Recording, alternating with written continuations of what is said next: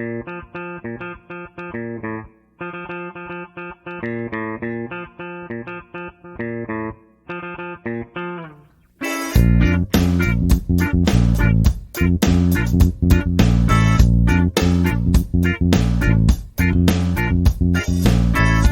the Derek and Mike podcast. Welcome to the show. Thanks so much for joining us. We really appreciate you being here. You can hit us up on Twitter at Derek and Mike Pod. We're on Instagram as Derek and Mike, or on the website derekandmike.com. My name is Mike. This is my boy, Derek. Oh, shit. What's up, Mike? What's up, everybody? God damn, it is so good to see you, and also your beard, but mostly you. Fuck yeah. I missed you, Derek. I missed you too, man. I missed you too. Yeah. No doubt. I would sometimes go and listen to some old episodes, and I'm like, man, I just, have fun just listening to our stuff, because it's usually just light, easy listening, and it's kind of just chill. Yeah. I don't know if I'd call us easy listening, but sometimes it's nice when you miss your friend, because I have been gone I've kind of just gone into a rabbit hole for like 2 months, and I apologize for that, but I've been going through some crazy life changes and shit, and stuff's been hard, dude, so I haven't really been able to find the time to do the podcast, and my head's been a mess, and so I probably wouldn't have been much fun to listen to anyway, so I hope I'm a little more together, and I hope I'm a little more listenable than I would have been otherwise during the hiatus, so I appreciate you being patient and letting me kind of go through my transition. Dude, I think I told you before, it's like friends are there for when you're ready for the friends to be there, kind of, and it's like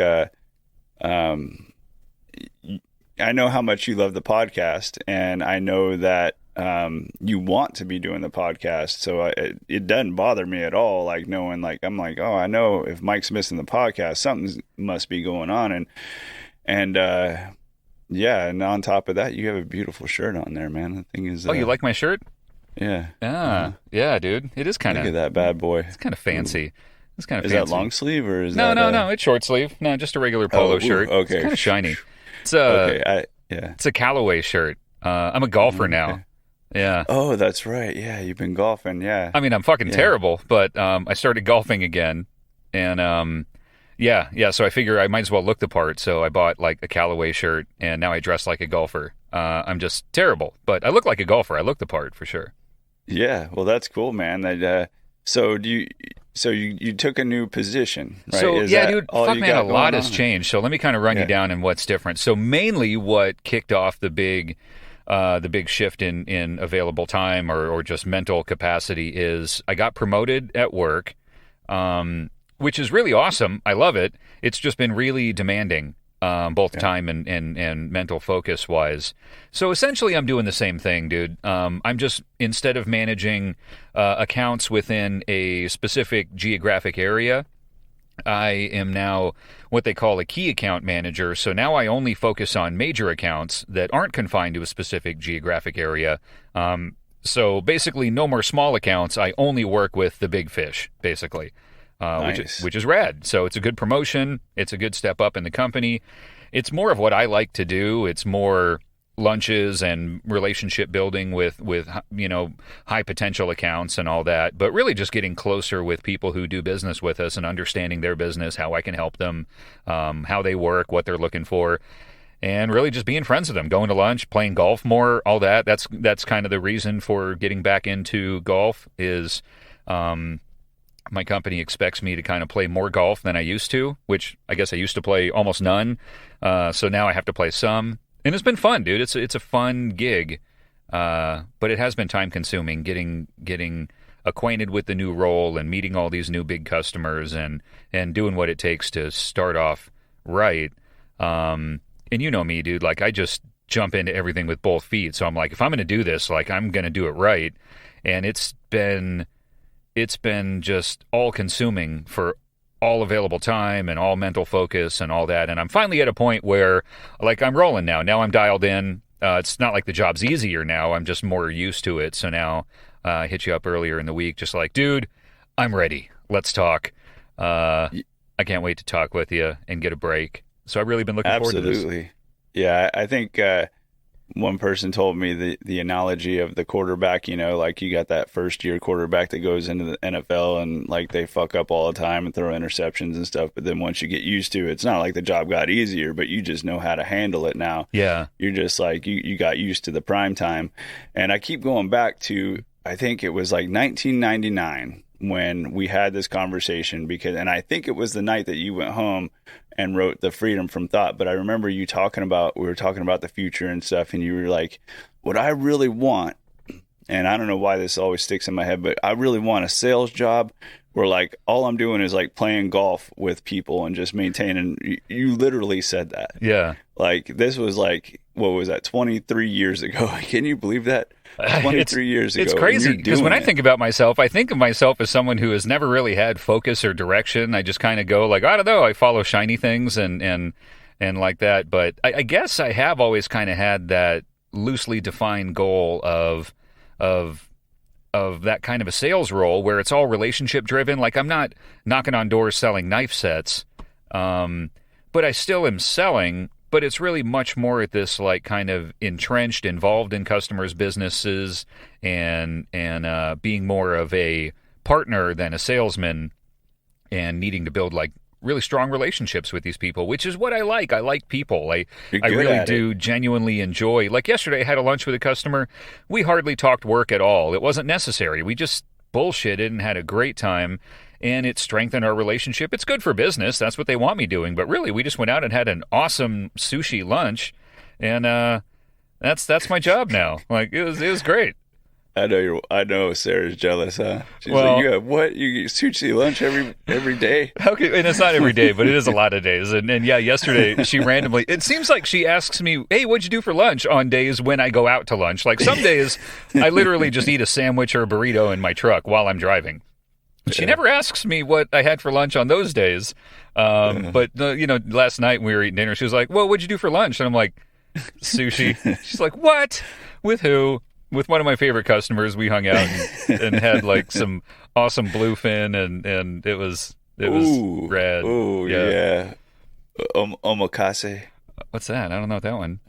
I don't know. I'm just making shit up now. Oh, I was like, ooh, is this something new I need to know? Because, dude, I was kind of tuna. I was teaching him the sushi game. He picked sushi. I go, what sounds good? You got a favorite spot? And he's like, yeah, this sushi bar by my office. Like, okay, cool. So I assume, like, he knows what's up.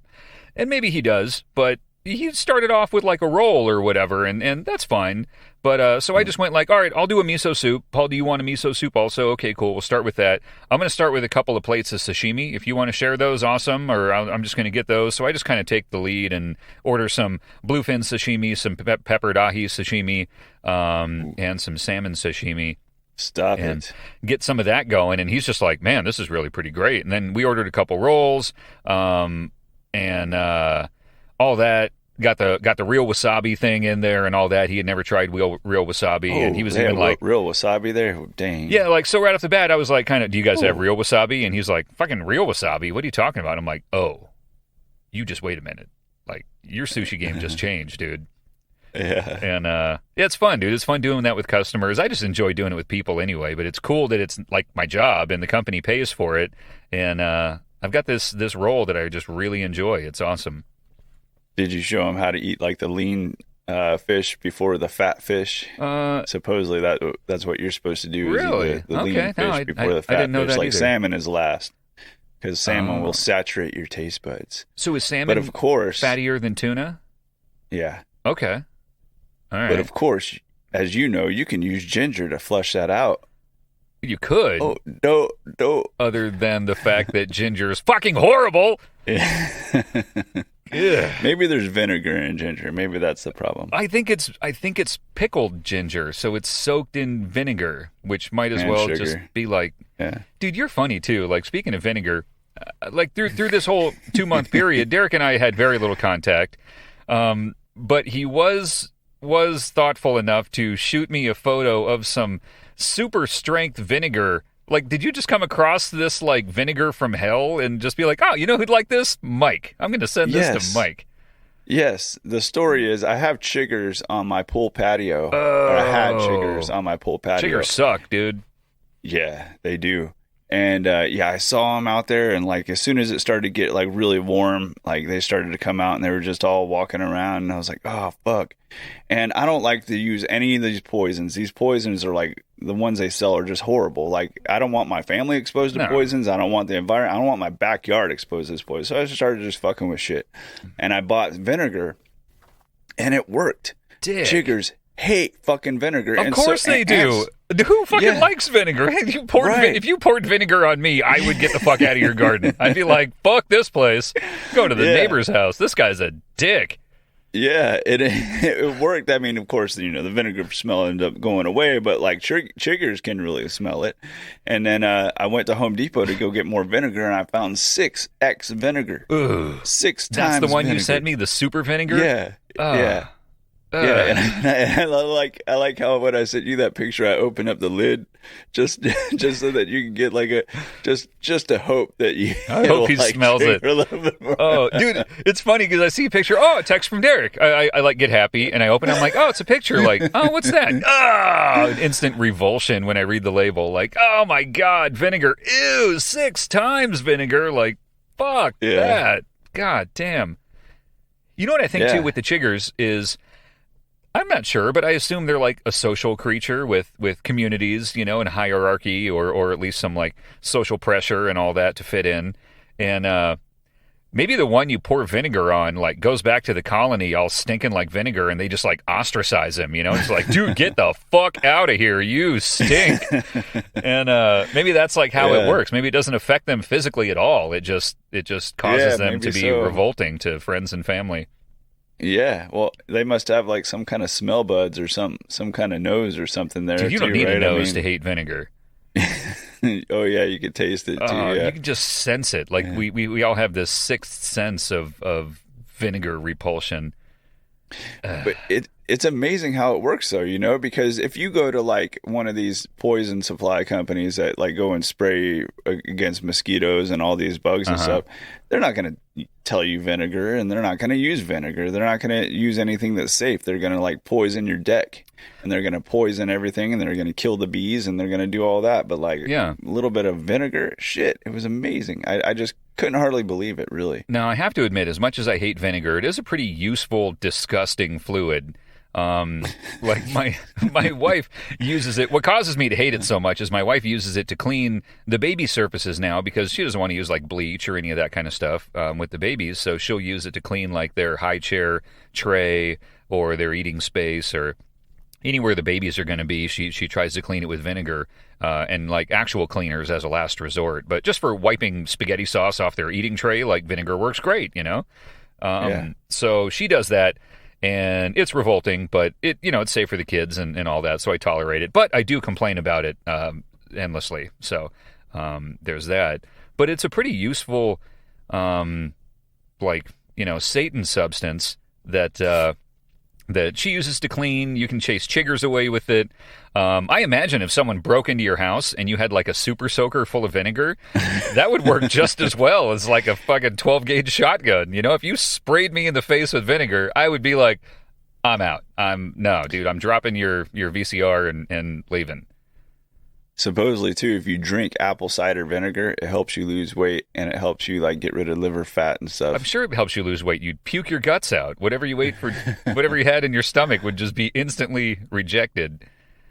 No, my wife my wife drinks apple cider vinegar, and she has like a super acidic stomach kind of a thing. She has acid problems. Like if she eats real tomato sauce, she gets all like super acidy and all that kind of uncomfortable stuff. And apple cider vinegar is one of the natural remedies that really works for her. So she keeps a bottle of apple cider vinegar at hand all the time and will take little drinks of it if she gets like acidy feeling. Oh, that's great. And still to this day, as many times as I've like dry heaved looking at it or look at whatever, then if I'm ever like, oh man, I got a little heartburn, she'd be like, ooh, drink some apple cider vinegar. I'm like, I'd rather die. Like, not happening. Oh, that's hilarious, ever. Man.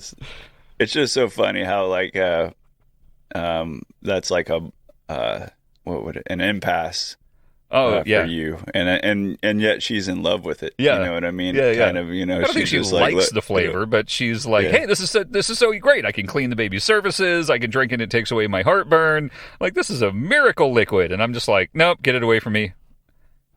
What I've been doing sometimes is I'll drink a little bit of sodium bicarbonate, so baking soda, too. Why? And I think it helps alkalize. Is that like when you get heartburn or acidity or whatever, you drink that? No, but it's just kind of prevention for like cancer and stuff like that, because I think cancer grows in like an acidic. If your body is more acidic, it kind of grows in that. But it's I just heard that it's just really good to take every so often. All right. For like cancer prevention. Now your like gardening experience has you managing your own pH levels. Yeah. Nice. Yeah. I'm feeling acidic. I need some alkalinity in my life. Yeah. Well, at least I'm not eating limestone. Whoa. Because that's the way you increase your garden acidity, your garden pH. Yeah. Like drinking liquid nitrogen or something so you can bloom. Yeah. Not so into that. How's the garden going, dude? What are you growing? What are you doing? It's going great, man. I got I got a big bed of butternut squash. It's just overflowing. It's just crazy. People come over, they look at it, they're like, "Whoa, what is that?" Because like squash leaves are like this big. Yeah, they're like twice elephant as ears. big as your face. Yeah. Yeah, they're huge. They're like prehistoric. Mm-hmm. You know, if you look at them, it's like, that's a prehistoric leaf. Yeah. That's like not of this time. Butternut squash is bomb, dude. Isn't it? Yeah. I have like probably 25 of them growing. I mean, I'm going to have a bumper crop of squash. I'm just really loving it too. And then they last a long time too. Mm-hmm. They can last like 6 or 8 months, like if you put them in a root cellar. Mm-hmm. So I'm going to have like a boatload there. And then I have a lot of cucumbers are coming in. About a quarter of my tomato crop died or is dying-ish. We had some really hot weather here that kind of screwed us up with no rain. Okay. Do you not have sprinklers or something? Or? I do, but I was like a little bit a purist in trying to use rainwater all the time. Uh-huh. So like I would like use rainwater and then I had to ration it.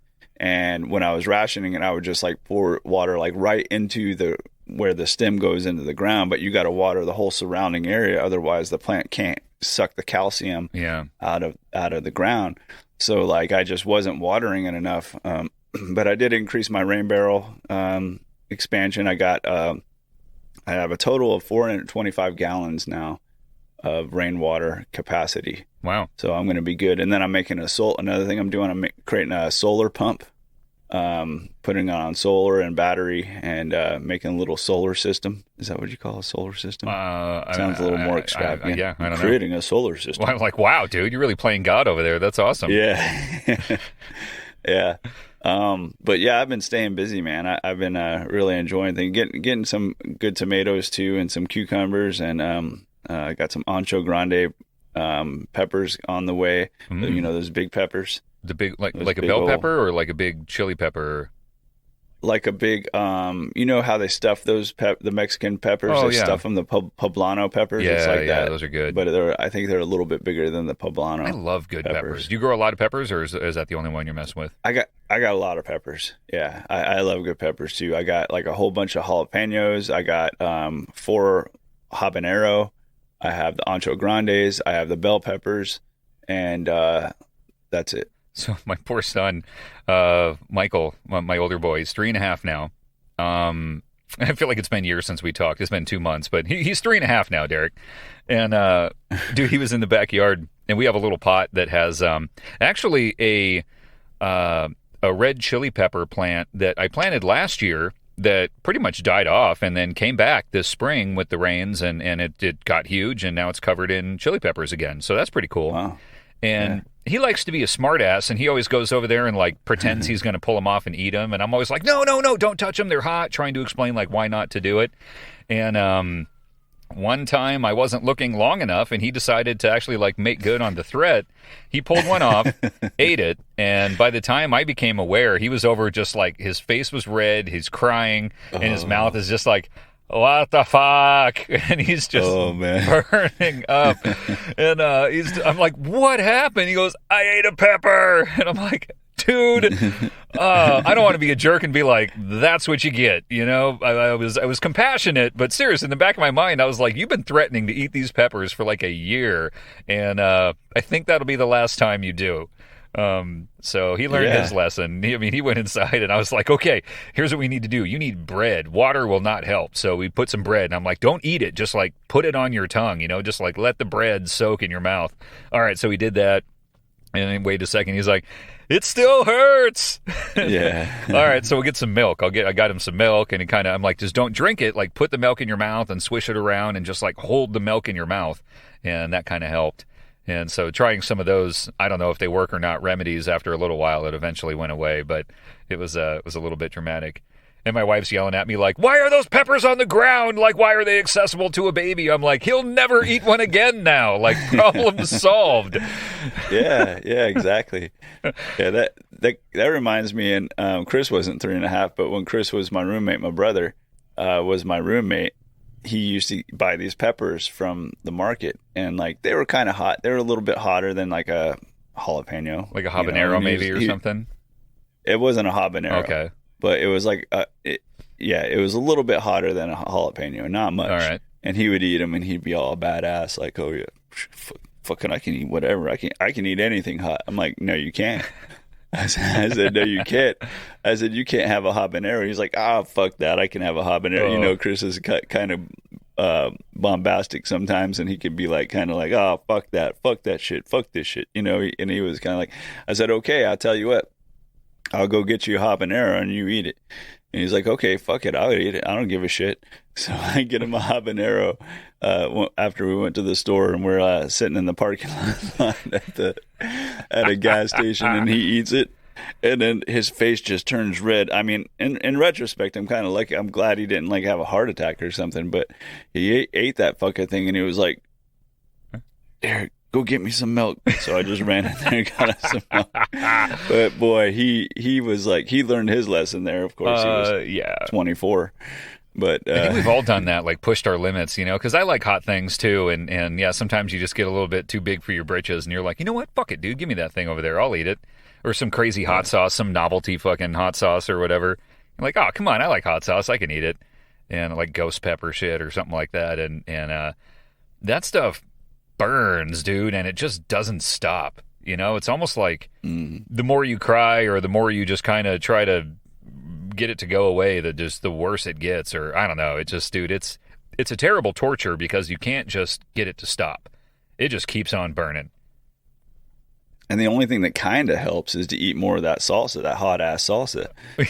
You know, it takes a while to burn. So it's just like, well, if I just keep the original effect, then the delayed burn won't kick in. That plan can only last so long, though. Oh man, that's funny, dude. Yeah, I've done that before. I was sad to see my boy in pain, but there was a part of me where I was just kind of like, see, I've been telling you, don't eat those peppers, you know, and here you go. It was a natural lesson, man. That was like a lesson from God, you know. It's like, hey, you, this is what happens, my friend. That was a growth experience. I mean, because you just happen to not be paying attention. That's not that you have to be watching 24/7, but I mean, you know, you're in your backyard, and he ate a pepper. We had happened is we had people over. So when it's just me and the boys in the backyard, I do watch them pretty closely, and we were playing together, you know, and I've never allowed it to go that far when he's fucking around, like picking him, pretending he's gonna put him in his mouth and all that, and I'm always like, dude, don't do it, you know, and we had my cousin over, my cousin and his wife over, so we were a little bit distracted, hanging out, talking, more so than I normally am in the backyard, and the two boys were running around playing, and then, my older boy came over, just crying, red face, I ate a pepper! I'm like, yeah, well, that's what they do, Michael. They burn like crazy, so let's go see what we can do about it. And that was a cayenne, you said? No, it was just a red chili pepper. They're pretty hot, but it's just a red chili pepper, like the kind that you dry out and crush up for red crushed pepper. Oh, yeah. Yeah, they're not that hot. Yeah. I mean, if I just bit one like he did, it'd be hot, but I can tolerate those. He never eats any hot stuff. He's got no heat tolerance built up or anything. He's never really had hot sauce or peppers or anything other than like my wife will give him like sweet peppers, but there's zero heat there. Those are just sweet, you know? And yeah, that was his first experience with pepper. So I'm sure he'll remember that forever. I certainly will. You can grow peppers maybe not year round, but they'll survive year round in the ground where you're at. This one did. Yeah. So it basically grew last year, gave us a bunch of peppers. I dried some out, made red crushed pepper. The plant ended up dying off like in winter, and I pulled out or broke off the dead branches at some point, and then around springtime, the same plant just came back and grew into a big new pepper bush, grew a bunch of peppers, and yeah, it's rocking for its second year now. Yeah, I'm kind of jealous of that. I got to dig my pepper plants up and like why? Because the roots will put freeze them away. Yeah, they'll freeze and die. Okay. They don't like frost, but you can put them you can cut off all the leaves and prune the branches back a lot and put them like in a garage. Okay. And they'll somehow survive that. Okay. Yeah. Gotcha. Yeah. Huh. That's got to be weird. Yeah. Like you've got a whole different climate zone that you have to like figure out there because that winter freeze is a different one. We have an apple tree, which normally to have apple trees bear fruit, it needs to have like a certain number of weeks or days or whatever of frost. Like you need to be in an area that gets cold enough during the winter. But this one apple tree we bought it at a local nursery, and we were told like, no, it's genetically engineered or modified or used to this climate, so it'll bear fruit right here in Riverside. And we're like, okay, well, let's see how that works. So we planted it. We've had it there for probably, 5 or 6 years, I'm guessing. And it has made a few apples in years past, but nothing really good. They've been a little bit hard and tasteless, and very few of them anyway. But this year, we're actually getting like full-blown red, juicy, awesome apples on it. And it's pretty awesome, actually. Yeah, that's cool. It's been kind of a battle, though, dude, beating the insects to the apples. Like, I'm watching the apple, like, half of it's red and the other half is still green, and I'm watching it, waiting for it to be ready to pick.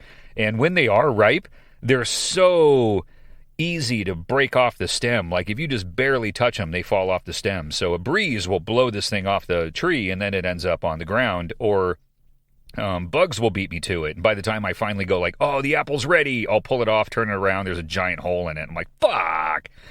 So it is kind of a battle, but when I do win and I get a nice ripe red apple off the tree, they are super good. So I'm pretty stoked on that. Yeah, that's pretty cool. Yeah.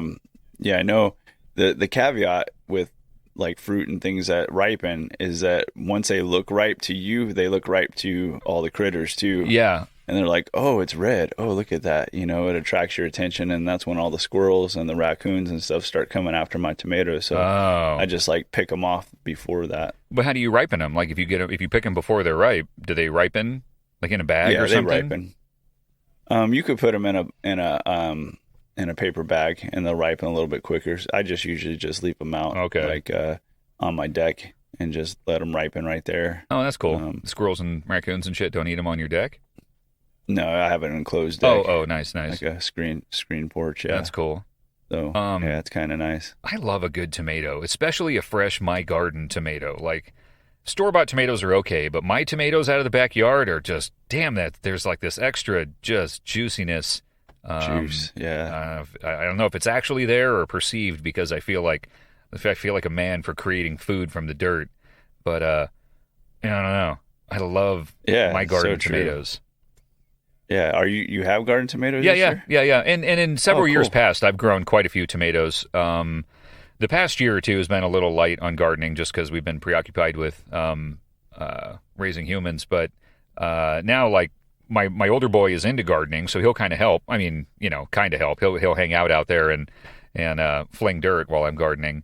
But it's fun to garden with him, and now we have some tomato plants. They're starting to bear, and I like. What's your favorite tomato? Kind of tomato? What's your favorite tomato? Like, what do you grow? What do you like to eat? Do you like a variety, or do you just like one favorite tomato type? I'm not that refined, really. Well, I mean, like a giant red one, or cherry tomatoes, or like Romas, or kind of those little smaller, harder ones. Oh, yeah, I think I like the larger ones. The I guess you would call them slicing tomatoes. Okay. Yeah, like big, one that juicy beefsteak tomatoes. Juicy. Yeah, beefsteak might be a little bit overboard, but right now I'm growing a few different varieties. I have Mennonite, Brandywine, Gold Medal tomatoes, and one other one that I can't Mennonite? remember. You got like Amish tomatoes? Is that what that is? Mennonite? I don't think know. Mennonites are like a branch or a sect of Amishness. Could be. Look it up. They grow 2 pounds up to 2 pounds. They're like really big tomato. Everything that I have tomato, right now. 2 pounds. Yeah. Isn't that like as big as your head? It's huge. Yeah.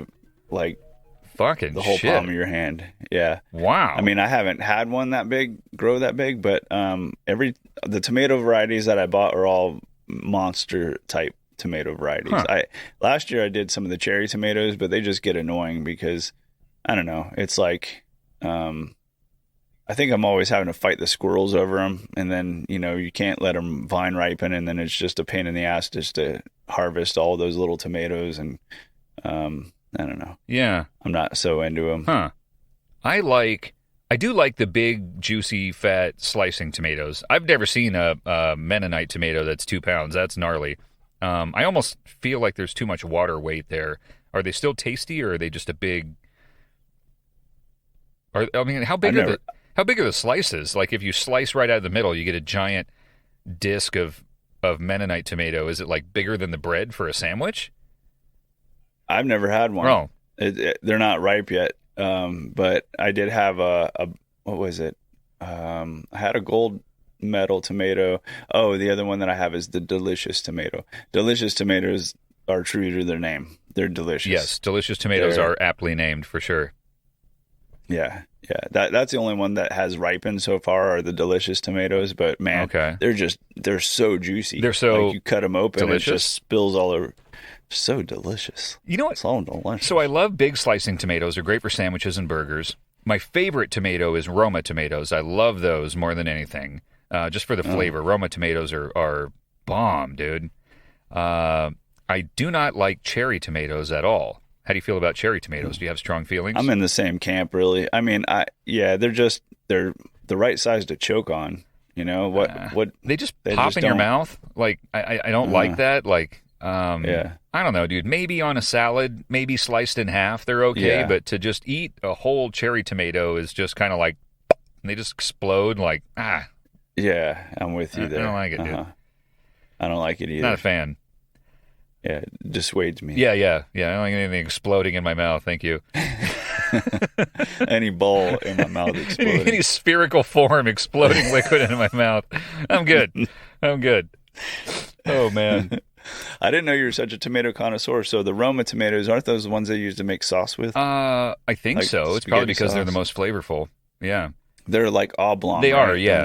They're pretty. Yeah. They're pretty small. They're kind of oblong shape, and they're a little harder than like a big juicy round tomato. But they're my favorite, dude. And even like when I make a sandwich, I would prefer aroma and do a bunch of slices, and then you got to put like 6 or 7 or 8 or 9 of these slices on a sandwich to cover the whole bread area. Whereas with like big, juicy tomato slices, like 2 slices is plenty to cover a whole sandwich area. But these little Roma ones, dude, are just goddamn, they're good. I'm going to have to try some of those, because I do like to make sauce out of the tomatoes, too, like at the end of the year when usually by then I have kind of like too many tomatoes that I know what to do with. Yeah, you're just making like tomato shakes and shit. You're just like, we got use these in any form we can think of. I made some great chili last year, though, man. I just love it. And like you said, I don't know if it just tastes way better because I'm proud that I grew the tomatoes or if it really does taste better. I do think that it really does taste better because it's like one ingredient. And that's what I love about the garden, too. Like when I make a sandwich, like a salad or something from the garden, it's like 2 ingredients, 3 ingredients. And then you go to these restaurants and it's like you have xanthan gum and all this other crap. And, I don't know. There's no need for all that crap. Yeah, no, I agree. And sometimes it just becomes a little much. I'm pretty simple when it comes to all that kind of stuff, dude. And I really don't like to like change the flavor or the whatever. Like I like just the raw flavor of. That's why I like Roma so much. I think is it's just the flavor of Roma. You don't got to do anything to it. Like just the flavor of a Roma tomato is awesome. Those are the ones they do like those. What do they call it? It's like an Italian snack, I think, where you do like a little piece of bread with a slice of Roma and then a little chunk of mozzarella on top of it. I don't know what they call it. Oh, is that with Roma? That's usually with Roma, yeah. Mozzarella and basil, right? Yeah, but I hate basil, so I'll take the basil off. Oh, okay. Yeah, I hate basil. I like how you're so opinionated on some things. Then I got to ask you now. Okay, you hate basil. I'm glad to know that now too. Do you hate cilantro? No, I love cilantro. We grow cilantro in the backyard. Okay. Yeah. Oh, okay. Nice. Yeah. Okay, hate basil. What about cucumber? That's the counterpart to tomatoes. Tomatoes and cucumbers is like bread and butter, baby. Of course you like cucumbers and tomato salad. All right, so okay, cucumbers. They are pointless. What? Their flavor is fine, but there is nothing. It's like eating crunchy air. Like they're nothing. They've got salt. Yeah, salt makes. If you need to intake some salts, there's no better salt vehicle than a cucumber. I mean, tomatoes are right up there too. But a tomato and cucumber salad, there's nothing better. Yeah, cucumber's good on a salad. I do like even like a Greek salad with some like, chopped up. That's good on a hot day or whatever. Like I'll never like decide I want a Greek salad, but if my wife orders one and offers me some, I'm like, yeah, this is pretty fucking good. Like I'll enjoy it, but I'll never choose to eat it. So it's like, yeah, cucumbers are cool, but I feel like they're pointless. Cucumbers are cool. Cucumbers are cool. Right. They're cool. They're cool as a. Yeah, I don't know. I guess I'm just indifferent to cucumbers. They're fine. I wouldn't, kick them out of bed or anything, but I'm not out chasing them. Okay, but seeds or no seeds in a cucumber? I guess I do. You don't mind if? Oh, I guess I don't care. I mean, I'll just eat a cucumber. I don't like sit and pick seeds out. Yeah, the seeds are great. I don't understand the people that cut the seeds out of them because that's me, the watery, juicy part. Like, yeah, that's the good part. Other than that, you're just eating a rind. Yeah, some people cut them and make them look like a little C, and they cut it in half and then they scrape out the seeds. I'm like, why are you scraping the seeds out? Stop it. Yeah, you don't even like. That's the good part. Yeah, I mean they're like it makes me mad. They're indetectable seed texture. They're not like an apple seed. You go biting too deep into an apple, you get an apple seed. Like that'll fucking break a tooth. But cucumber seed, like I don't know. Well, why would you? The only thing I do to a cucumber is I cut off the ends. I don't like the ends, like the part where the stem connects. So I'll just cut off the ends and usually slice it. And I don't know. My boys eat a lot of cucumbers. We make them a lot of cucumbers. So I'll sometimes I'll chop a bunch for them and I'll eat a couple. But I'm just kind of like whatever cucumbers. I like pickles though, which is a cucumber soaked in the horrible, horrible liquid vinegar. But I don't know. To be honest. Love a good pickle. Yeah. Pickles are pretty good. Well, you can buy the pickling cucumbers, the bush cucumbers. I have a couple of those growing, I think. I've never actually grown cucumbers intending to pickle them. I just buy a jar of pickles. Yeah, me too. Sorry, I had a text. I got distracted there for a second. One of the things about this new job is that the customers I'm working with know that they're big time and super important, so they kind of expect more timely responses.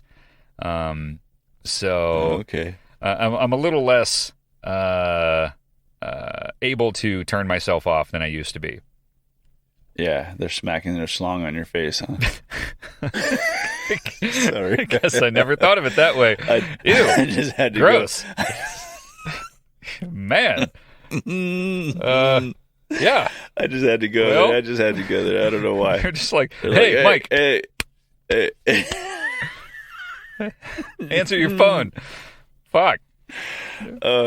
Or is it your expectation of how it is that you want to get back to them? I'm sure that plays just as much into the actual expectation from their side. I'm sure it's part of me thinking that, hey, I'm at this new level of account management. Like I need to be Johnny on the spot, and reasonable reply lengths, things like that are probably just as acceptable as they've ever been. But yeah, my perception has changed. To them, nothing's changed on their side. They're still them.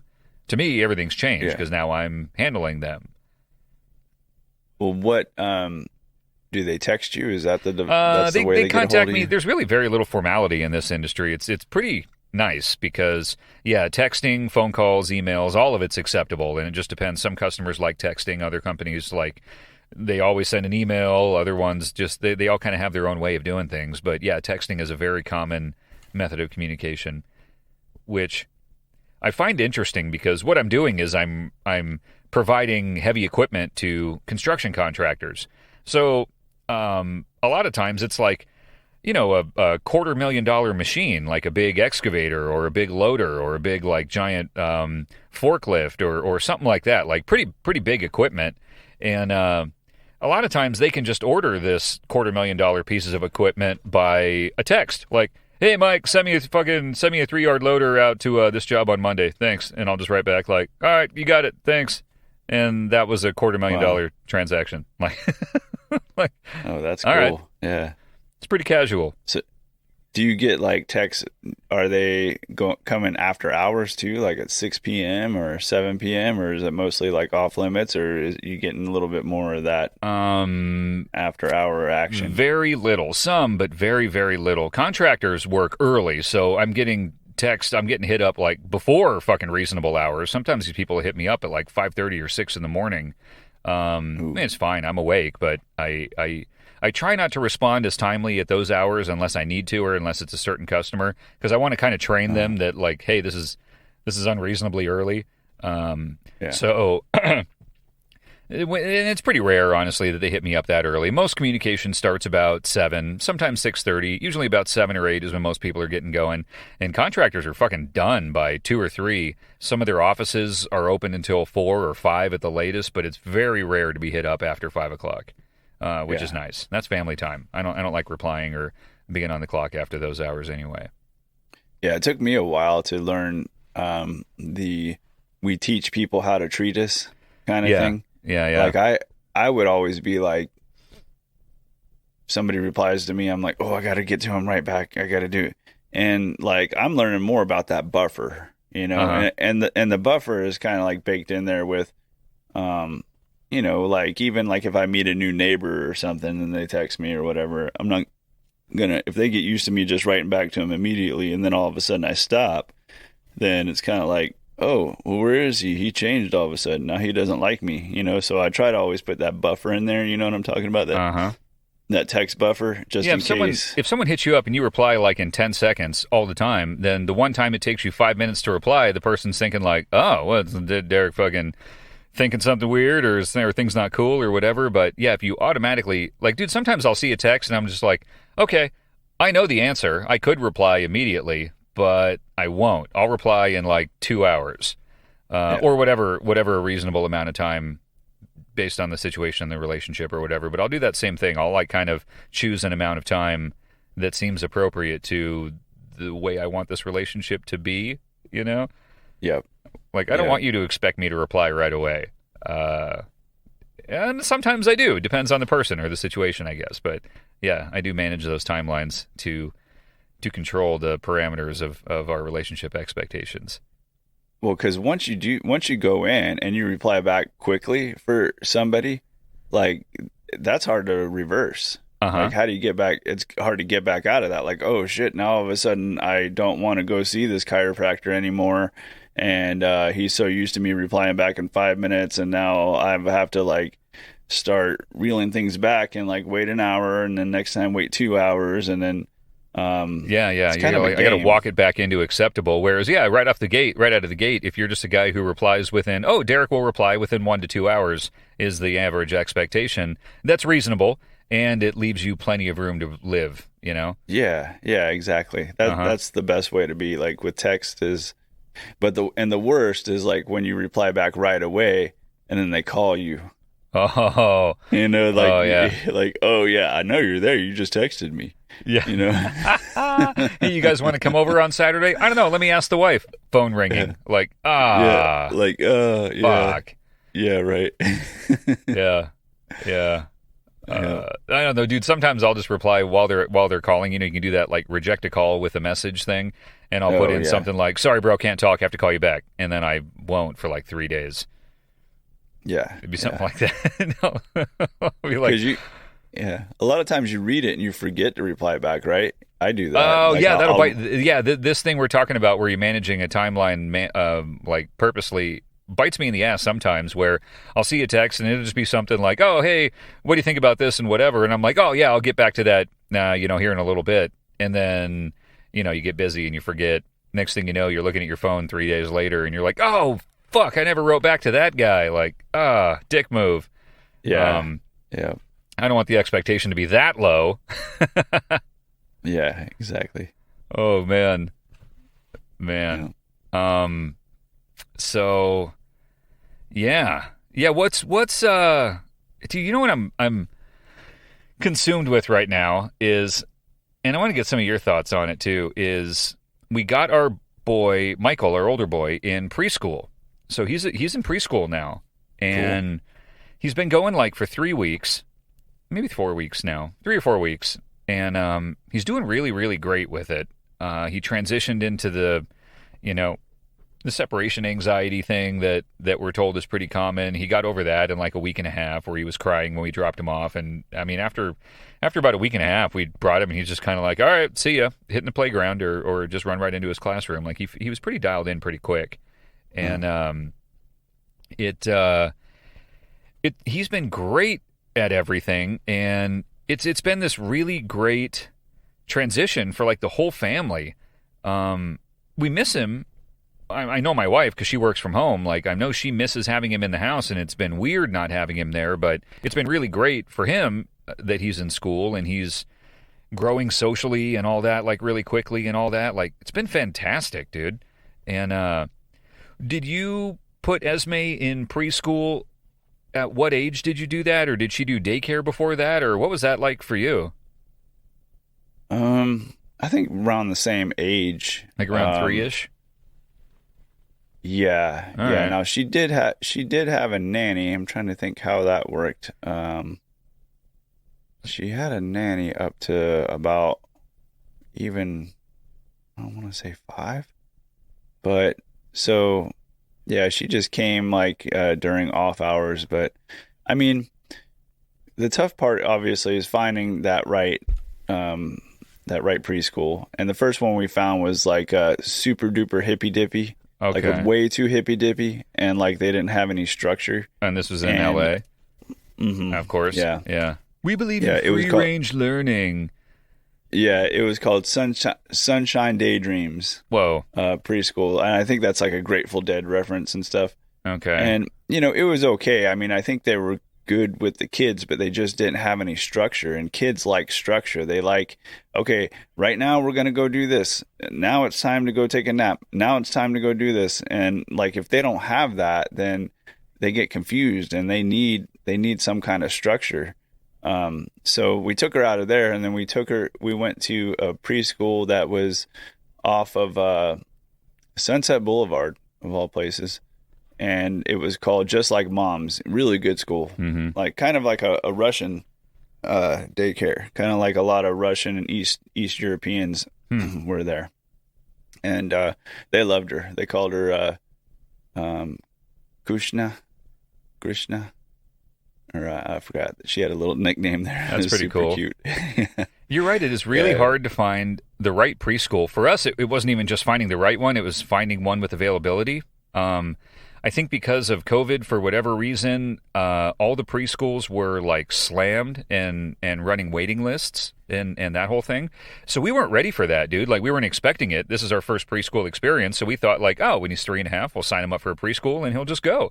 So we were ready to put him in preschool, and we started calling like Montessori's at first. Like we'd call a few Montessori's in the area, and they were all like, oh yeah, go ahead and come on down and tour the school. So we set up an appointment, we'd tour it, we go, great, everything's awesome. Like, when can we start? And they go, oh, we don't have any openings. Like, you got to get on a waiting list, and it might be 3 or 6 months. We're like, whoa, like we're ready now, So we got on a few waiting lists. One of the schools fucking told us like the wait would be a year, and like, he won't be in preschool in a year. Like, this doesn't make any sense. Yeah.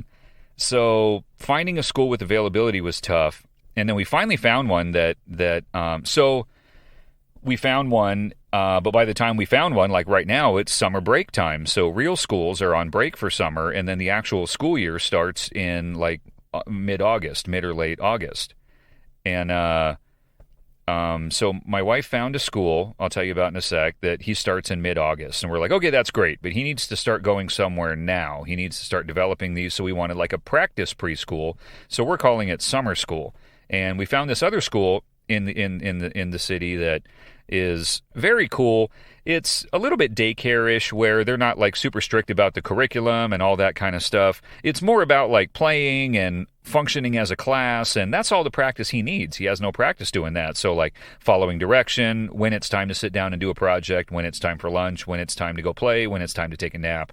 All that's really fantastic. So he's not like learning a ton, which I'm sure he's learning some, but it's not like they're really... You don't want him to learn. Yeah, they're not really like hammering in the ABCs or math or any of that kind of stuff. They're just like, he's learning how to go to school, basically, is the way I see it.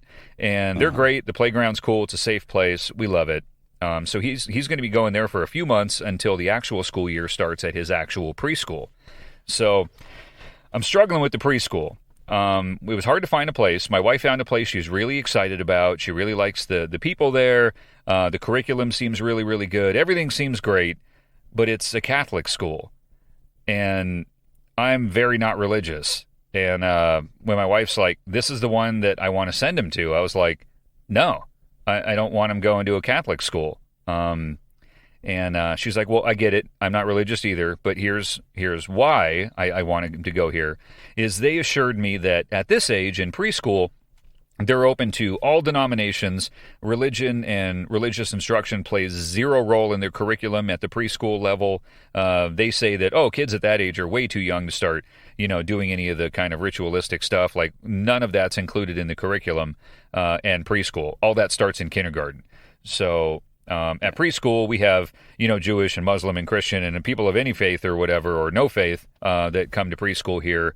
And my wife's like, okay, cool. Then we're good on that. Everything else looks fantastic about the school.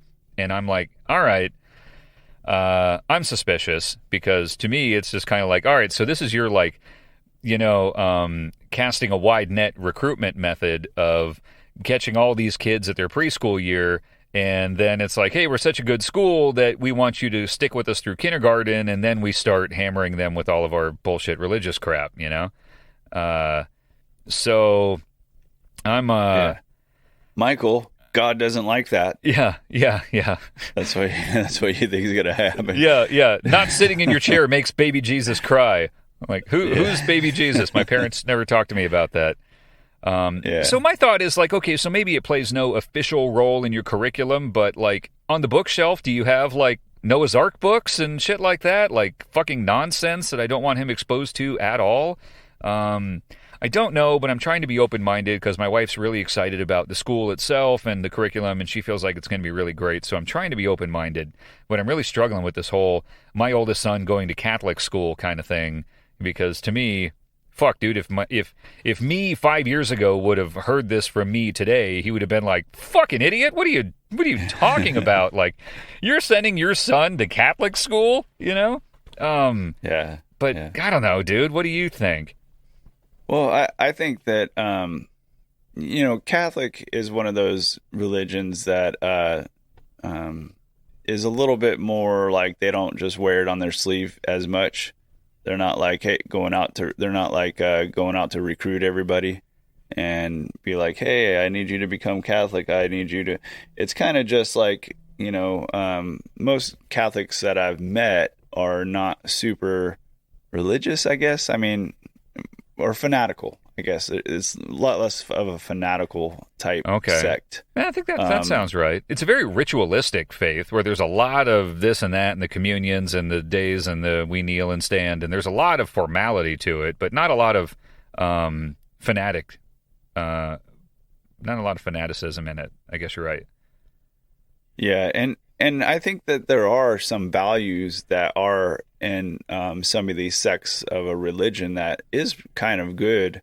I'm not going to say that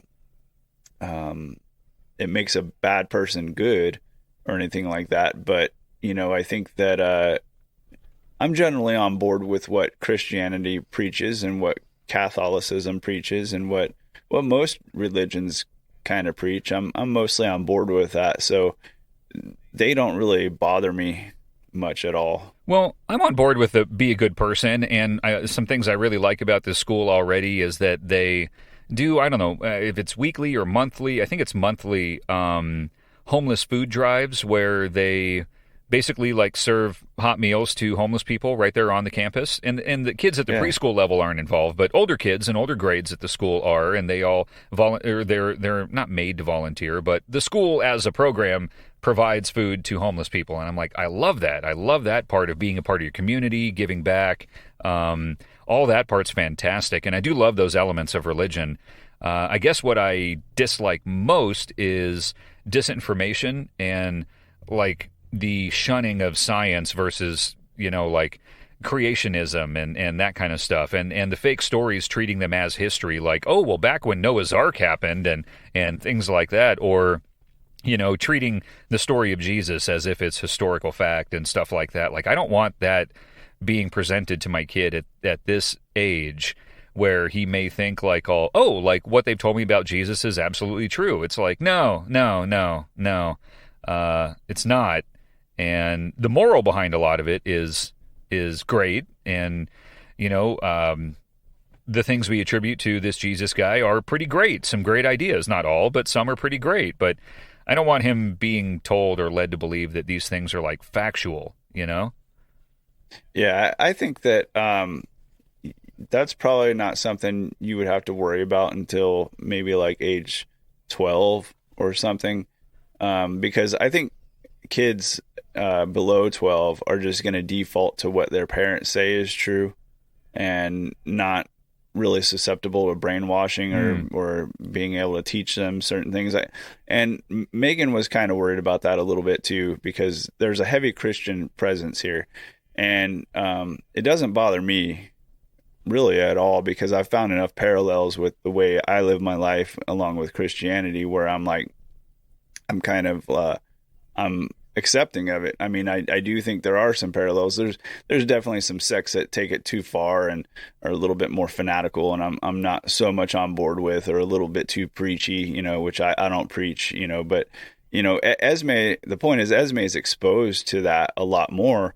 And like what I tell Megan is like, she's going to be exposed to this stuff anyway. You can't hide her from that. And it's almost better to be exposed at a younger age than at an older age, because, you can be like a 16-year-old that all of a sudden like just goes head over heels over something like this. And then what are you going to do? It's like, oh, Dad, I'm going to move away and I'm going to join and there's cults that are, hidden behind every religion that there is. And, I don't know. I think it's one of those lessons that could be better to learn younger than older. Yes. Yeah. No, I'm with you. And there is a factor of, or an element of cult in all sorts of stuff. Even the avoidance of religion can be sort of culty, that sort of thing. Uh-huh. So I don't want to make it so just like, well, in this family we're against religion, because that becomes your religion, then you become a fanatic who's against religion, and what's the difference, Yeah. So I don't think of myself or want to be that way. I guess I was just thinking like, man, at these impressionable ages where everything is new to him, to have stories like that, like the fictional stories used to tell moral stories, I love the morality of them, but I don't want these stories being told to him as if they're true. And I don't even really want him being told like, oh, God loves you. Like, I don't even think he needs to be burdened with the idea of God at this age, And I don't know. But they're saying that it doesn't play any official role. So I'm imagining at this level of at this preschool age, the inclusion of that messaging should be minimal to none. So I hope that's the case. I think I'm stuck in the mindset of my son's going to a Catholic school. No, like instant revulsion. Like, no, my son can never go to a Catholic school, but I'm trying to moderate my judgmental jerk to decision, or knee-jerk reaction, I guess. And I know, like, Sarah, I trust her 100% that she, like, I'm sure she went in there and she read the energy of that place. I'll sound a little bit foo-foo or a little bit whatever, but there's energy that people have, and you can feel that energy and you can see it in a place. You've walked in places like a car mechanic, and everybody's just seems like they're all in a bad mood. They're all pissed off all the time. You're like, well, there's a reason for that. There's somebody here, at least one person that's a major fucking asshole that they all hate, right? Or something like that. It's like there's bad energy in there. But like, really, the energy plays more of a role than any kind of religion, I think. And if that energy right. is. So for her, it's definitely a feeling thing. It's also a safety thing, the way the school is set up, and not only keeping the kids safe, but also keeping other people out is a big thing for her. And the curriculum is a big thing, like how buttoned up are they? What are they really teaching? Not just like my fear of are they teaching Noah's Ark, but like what are they actually teaching? She's really interested in the curriculum of like what's he going to be learning, because he's a really smart kid and he's already learned a lot. So if they start going at the ABCs, he's going to be bored as shit. He's known those for since he was like a baby, like able to talk literally like 1.5. He knew the ABCs and stuff. So now I don't know what the curriculum for a preschooler looks like. So that was a big concern for her and me also, but mostly her. And then the other thing with her is food. So looking at a lot of these preschools, food is included with a lot of them because they get like government or state funding or whatever to provide food to the kids. And they get like a certain amount of money every month or however it works. So they get money to provide food for the kids, but they're serving fucking crap food, dude. And Sarah has been very careful and put a lot of thought and work into feeding our kids super well from birth. She breastfed both boys for a really long time, well over a year, and they've eaten like nothing but organic and grass-fed meats and all the shit that's like as good as it can be with as little preservatives, hardly any sugar. Michael was 3 before he ever had his first bite of candy. We just took him to McDonald's once for the first time like 2 weeks ago, and like we only let him eat like one McNugget, like maybe even to a cruel level we deprive him of shit food, but she makes him really, really good food, And a lot of these preschools serve just really, really shitty food. So that was a big concern for her. And this place does not do food program. They do not take money from the government to provide food. They provide some snacks, and they're all pretty healthy and pretty basic snacks. So we will send him to school with a lunch every day, which Sarah really likes because she likes to make his food. So she was super stoked on that part of it. The preschool he's at now, the summer preschool, the temporary one, they do provide food, and they give us like a calendar menu every month that like, hey, here's what's on the menu for the whole month, and we're having to look at it because he has a dairy allergy. So dairy, it fucks him up. It's not like going to kill him or anything, but he gets like hivey and super uncomfortable, gets like really boogery, and dairy kind of fucks him up still. The doctor says he's going to grow out of it soon, but it's still, we try to avoid dairy with him as much as possible. And half the days on the menu, it's like grilled cheese sandwiches or things like that he can't eat without getting all jacked up. So we'll make him lunch on those days, send him with lunch, and trying to coordinate with their menu calendar is a bit of a chore. And she's so sweet. Like if they're doing muffins, which have dairy in them, then she'll make him or buy him like dairy-free muffins and send him with a muffin that day so he doesn't feel like the weirdo who's not eating a muffin. So we'll try to send him similar food to what the other kids are eating on dairy days. So at this other school where we provide lunch every day, none of that's an issue. She'll just get to make him lunch every day. Yeah. Yeah, that's cool. So I don't know, dude. A lot goes into all this crap. It's all new to us. You've been in this game for a long time. You're probably just like, fucking amateurs.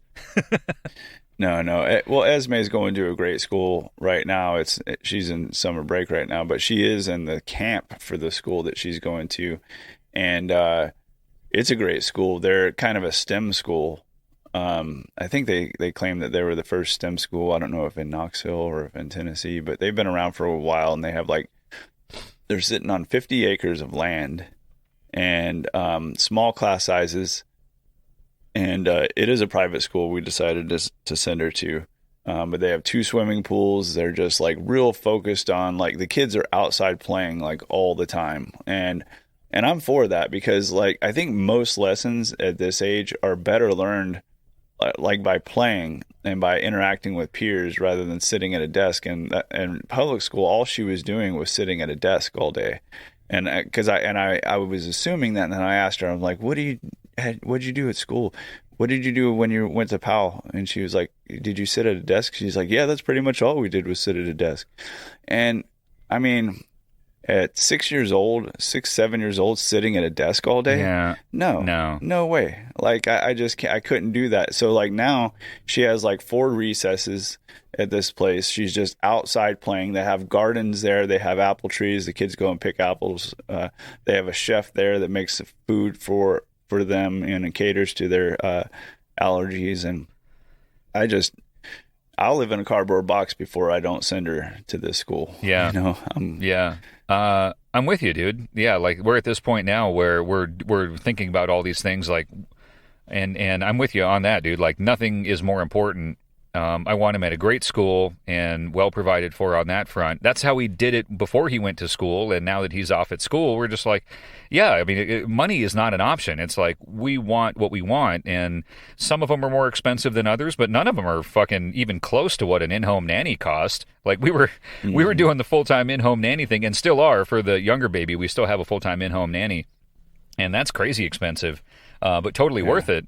And now with Michael being like in a classroom, we're thinking the same thing. Like, dude, I would go without a lot of things before we considered shaving off an expense of a school that is really great.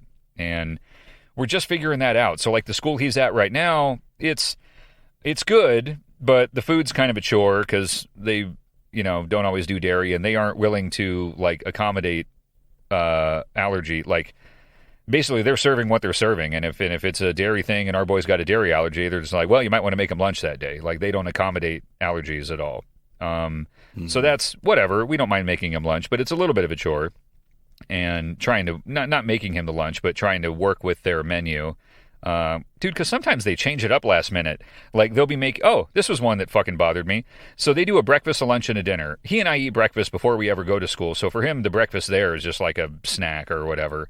And they were doing scrambled eggs and toast. And I was like, oh, all right, scrambled eggs and toast, no problem at all. So he ate his normal breakfast with me like he and I do every morning. But I didn't make him anything for the breakfast snack. I just, scrambled eggs and toast is fine, And when I showed up, the lady goes, oh, did you make him something for breakfast? And I went, well, you guys are doing scrambled eggs, right? She goes, oh, yeah, but we put cheese in our eggs. Like, oh, all right. You have to? Yeah. Yeah, well, why not put that on the fucking menu? Why not call it cheese scrambled eggs? Why would you assume that I would know you'd put cheese in your eggs? That's not a normal thing. Like, that's cool. It's great, but it's not normal. I don't assume you have cheese in your eggs just when you write scrambled eggs. So thanks for that. And no, the chef will not make scrambled eggs without cheese in them. So I'm just kind of like, all right, well, he's already had breakfast, so whatever. We always put like a little bit of an extra snacky kind of item in there now after being burned by some of those. Like, here, just in case you guys decide to change your fucking minds or throw us a curveball, here's some extra food. So yeah, no, it's just kind of like, thanks for that. But yeah, so the new school won't have any of those problems. We'll send him with lunch every day, so that'll be cool. And then, yeah, I'm with you on the outside thing. Like, at that age, kids are learning so much more from social interaction and just the world around them. The curriculum part, sure, it's important, but it's minimal and of minimal importance, I think. Yeah. It's important, but it's less important than the social benefit of being in a class and being accountable to a group of peers in a social setting. Like, that, to me, is where you're really developing as a human. The ABCs are fucking easy, learning the continents and all that kind of stuff. Like, we work on all that anyway, and I don't think it takes that much time to just sit at a desk all day listening to a teacher. So that's cool that she's in a school like that. That's what we want too. Yeah, I mean, and like any kind of memorization at this age, like that's just ridiculous to me, how school emphasizes things like that and like memorizing.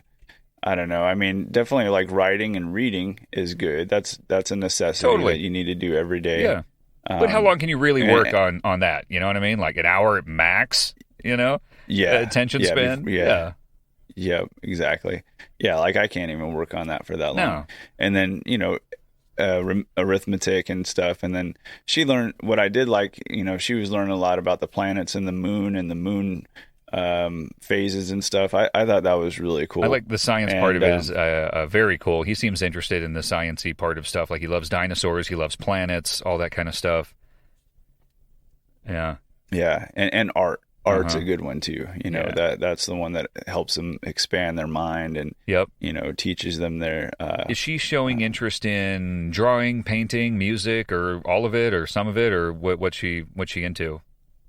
Yeah, all that. Great. Yeah, she loves to draw. She loves art. She's really, really good at drawing, and her handwriting is I don't know. I think she must have got this from my mother, but her handwriting, like even as of like 2 years ago, she would write something, and I kid you not, I would see something written that she wrote on the countertop or whatever. My very first reaction was, who wrote that?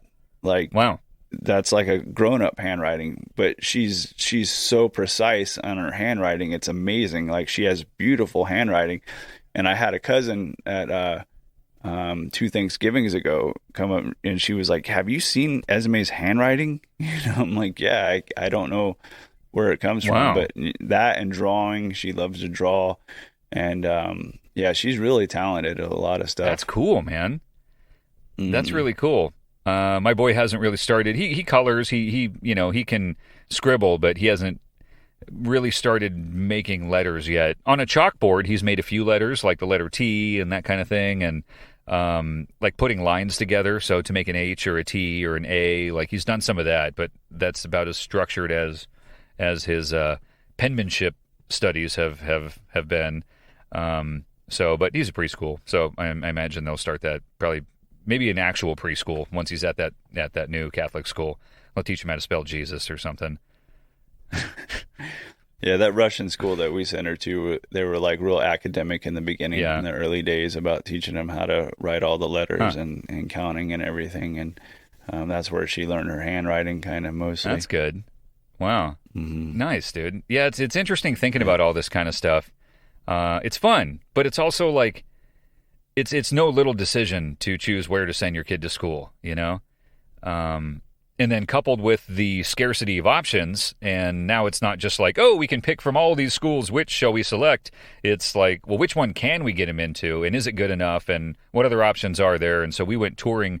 I think we toured or did meetings at like 8 different preschools, and we got on, I think, 3 different waiting lists where you have to pay some amount of money just to like throw his name in the hat so he would get one of the next available openings. And then one of them, we were so desperate, we signed him up at this one that we didn't even really, like, they were fine. It was just not what we were looking for.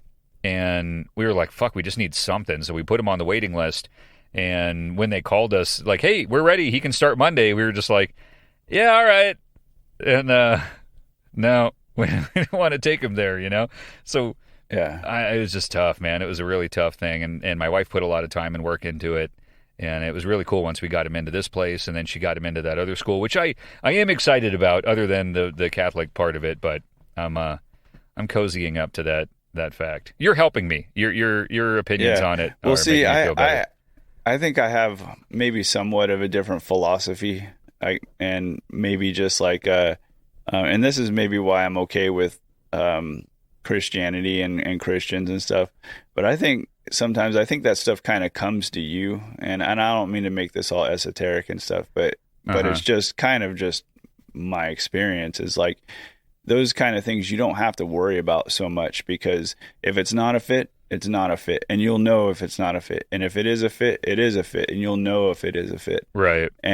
And those things kind of just happen in a way. Not saying you don't have to put a lot of work in like discovery and trying to find a place, but the right place will come about. Yeah. Yeah, it'll come about. I think you're right, and that's kind of what happened when that wrong place called us back and was like, "Hey, you're golden. We got your deposit, and you're ready to start." And we were just like, "No, keep the deposit. We're good." Yeah, it wasn't right. And I think that's how Christians feel like with God. Like God directed me to that. And of course, I know what you're thinking. I'm thinking the same thing. It's like, oh, you think some man just like was just looking out for you and just saying, hey, you need to do this. But I do think there is kind of a, you could replace that with universe, or just, I don't know, maybe universe. Just, I think just things happen naturally in front of us, and there's not so much worry that we have to put into it, I think, but I don't know. Yeah. And on that, have you ever considered of giving up your sins for Christ, Mike? Oh, have you found Jesus? Have you found Jesus? I love that. Was it Homer Simpson or who was it where it's just like someone hit him up? Have you found Jesus? Well, I didn't know I was supposed to be looking for him. God, man, all that just makes me want to barf. But, like as long as they don't fucking, I don't know, indoctrinate my boy, then I'm cool. A year from now, I think you're going to be having a barbecue with everybody, all the Catholic people. Well, and I'm very open to all that. I'm sure, dude, honestly, like knowing me, I will get involved in all of their things. And this school does a lot of events and gatherings and half days for this or that and a bunch of parrot nights. There's even like golf tournaments for the school and all that. And I'm like, dude, I'll get involved in all of that shit. Like everyone's cool. I love religious people. I've got nothing against. It's when religious people get all weird and religious on me, like I don't want to talk about it, but I'm sure you're a great person. Let's hang out. We can all, I'll be a part of the community. If they ever want parents to come down and volunteer for the fucking food bank thing, like I'm all about it, dude. I will totally do that. I just don't want to be preached to. Like, I don't think you have to be fearful of the wrath of God to be a good person. So I'm all about being a good person, but I don't want to have all the fucking nonsense shoved down my throat, Yeah, I remember my brother, Justin, went to a church because he liked this one girl, and she was like, it's important to me that you come to this church. So he went to the church, and they had a band there. And, he's really, really good at guitar. I don't know if you've seen Justin play the guitar. He could fucking wail, and he's got big, long fingers, and he knows like the classical guitar. Like he can play classical guitar with a metal twist. Like he's fucking badass. Wow. I haven't talked to him for a while, but that sucks. Give him a call. Yeah, I will give him a call. But he went to this one place, and he was talking to the guys in the band, and it's like every conversation centers around like, well, it's like when I'm playing, it's like I'm not playing, but like Jesus is playing for me, And so like it's like we don't have to include it in every conversation. It doesn't have to be like just let it go, man. Let it go. Like you can just enjoy playing the guitar. Like Jesus is cool with that, like it's all right, man. Like every time you take a bite of food, it's just like, oh man, Jesus made that steak extra juicy. It's like Jesus is chewing it for me. Yeah, it's like Jesus is moving my jaws up and down. And like really, dude? Goddamn, get a life, be alive. Yeah. People take it too far, and they do that, of course, in all religions and all kind of cultish kind of things and everything. But I do think there's true religion that can be found in Christianity. There's true religion that can be found in Buddhism. There's false religion that can be found in Buddhism too. I've seen Buddhist sects that are completely bullshit. But if somebody gets something out of it, who am I to say that they shouldn't go there? That it is bullshit. Yeah. But Yeah, I've fallen in that same camp as I get older. When I was younger, I was like this militant atheist, very vocal about it, and like I said, that becomes its own culty, religion-y kind of a lifestyle, just as much as any of the others. And as I got older, I've fallen in that same camp where I'm just kind of like, dude, I think religion's bullshit. But if any individual finds improvement of life or a source of happiness or community or enjoys going for any reason, who am I to fucking look down on that? You know what I mean? Like, dude, mind your business. Let people do whatever they're going to do, and it's not my job to tell you what's right, what's wrong, what you should enjoy, what you should enjoy, what you shouldn't. You know what I mean? Yeah. When I was younger, I was very, very vocal about being against it and all that, and I still have those feelings, but now I think I should just keep them to myself, Like, everyone should keep their fucking opinions to themselves for the most part, Yeah. It's a good thing in general. It's fun to have conversations, and it's all right to say what you think, but you shouldn't do it in a I don't know, judgy, preachy way on any topic. Yeah, and it's like look at the room that you're in and the conversation you're having and the situation that you're there, and don't fuck it up. Like, don't shit all over it. Don't be like, oh man, it's like Jesus connected to me while I'm eating this apple, or it's like, just don't do weird shit. Just be normal. Yeah. No matter what your religion is, no matter what it is, and to me that's kind of it. And yeah. Don't push anything on me either. Yeah. I don't want to hear about it. Like if I go to one of these like Catholic school golf tournaments and I get squatted up with some dude who wants to talk about Jesus, I'll just be like, look, man, I don't want to hear it. Like, it's wonderful that you found really something you love. Like you're really fearing this one. Yeah, you see some adversity coming in the future. Yeah, dude. Like, I can't just not get involved. If my kids go in there, like, I'm gonna go to all the shit, and I'm just like, fuck, man. I'm sure they're all gonna be really, really nice people. But I do imagine that scenario, or I think you're right. I have a little bit of fear of that scenario where I'm the outsider. It's like, we're going to a Catholic school event, so I can't be all like, hey, what's with all the Jesus everywhere, man? Like, I'm the weirdo. But, all right. The big question. To wear sleeves or not to wear sleeves? Oh, I'll be me, dude. I'm going to dress however I want to dress. I mean, if it's a nice thing, I would wear a long sleeve shirt in any, religi or non-religi kind of thing. But and for the podcast, I'm saying that because Mike is tatted up on his arm. Yeah. So, dude, tattoos are kind of so like not even a thing anymore. Whether they're, you know what I mean? It's more like, I don't know. Yeah, I don't think tattoos are much of a thing anymore. Yeah, probably not. You gonna get one? No, never. Nah, I don't think so. I've made it this far. I don't think I'm gonna be getting any tats. I don't have. There's nothing I want to get a tattoo of. I mean, I suppose I can get. You should get a tomato. A tomato, a delicious tomato on your calf, like a nice. The calf is a very supple part of the body. It's a very smooth part of your skin, and you've got nice calves. I'll say you've got great calves. You played soccer and we're a runner, and you've got fantastic calf muscles. And if you put a nice, delicious tomato tattoo on your calf, I think it would look good until you're well into your 90s. And by the time you're in your 90s, who gives a fuck if your tomato gets wrinkly, Or I can get a clothes hanger on my back.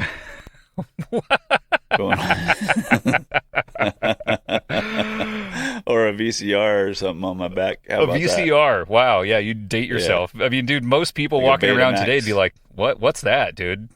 Oh, it's a VCR. Oh, what's that? Like, you used to watch movies. Like, you didn't have Netflix when you were a kid. Like, you watched movies on that gigantic rectangle. Like, how's that work? Yeah. That's funny. Those were the days. Yeah. I think I talked about a VCR earlier. We were talking about you chasing off an intruder with a super soaker full of vinegar. And I was like, I know I would drop the VCR and run. Like, who the fuck has a VCR? And if you did have a VCR, who the fuck would break in and steal it? That's not exactly a high demand item. I'm not going to get a lot of crack money for a VCR. I didn't even hear you say that. I'm going to have to listen for that on the way back. Maybe it just soaked in subliminally. Yeah, it's soaked in like the vinegar being shot from your super soaker. Man, I'm going to send you a big vinegar surprise. You're going to open up that box. It's just going to spray vinegar everywhere. Just in my face. It's just like, a package from Derek. Oh, I wonder what it could be. Open it. I'm going to get a phone with a cell plan. And then have it set to record right when you open that box up, sprays vinegar. Oh man, that'd be worth his weight in gold. 6 times vinegar shot right in my nostril. Dude. That would be the end of us, Derek. We could no longer be friends after an assault like that. I love you, man, but not like vinegar love. Yeah. No way. Yeah. All right. Well, I'll use back on that, I guess. Oh my God. I'll just have some. Just throw some. I don't know. ginger up in your face or something. I hate ginger less than I hate vinegar. Because ginger is easy to avoid. Like, you just don't eat it. So, like, when I'm at sushi and they inevitably bring wasabi and fake wasabi and ginger, it just sits there. You know, the other person may or may not eat it. I'm certainly not going to eat it, but it doesn't hurt anybody sitting there. I can't even smell it, you know? But vinegar, like, that will do. And my wife, like, cleans the fucking the table or the baby tables in the kitchen while I'm in the living room watching TV. Like, it just it arrests me. Like, I'm sitting there and I'm like watching TV facing the other direction, and she squirts vinegar all over the surface, and I'm just kind of like, what the fuck? Like, it just sucks. She's like, get over it, oh, pussy. Dude, pretty much, essentially. She's just like, I'm cleaning the table, shut up, you know? And I'm like, God, I hate vinegar. It smells horrible. And she's like, oh, God, just kind of whatever, dude. Like, shut up about the vinegar. But I can't. I hate it that much. I can't let it go. It's horrible. I don't know how other people don't feel more strongly about vinegar. Like, is there something wrong with my nose where I'm smelling something more intensely than anyone else is? Because I hate it. Like, if vinegar was a person, I'd be punching it, like, all the time. You know, like, it's terrible. There's got to be a biological reason. Maybe your old tribe of people once got attacked by vinegar, and that was like that's how you guys survived. By the vinegar cult would come to attack you. So as soon as you smell the vinegar cult, you're like, oh, you got to get the hell out of here, guys. The vinegarians, and we were the non-vinegarites. Yeah. Fuck the vinegarians. I hate those motherfuckers.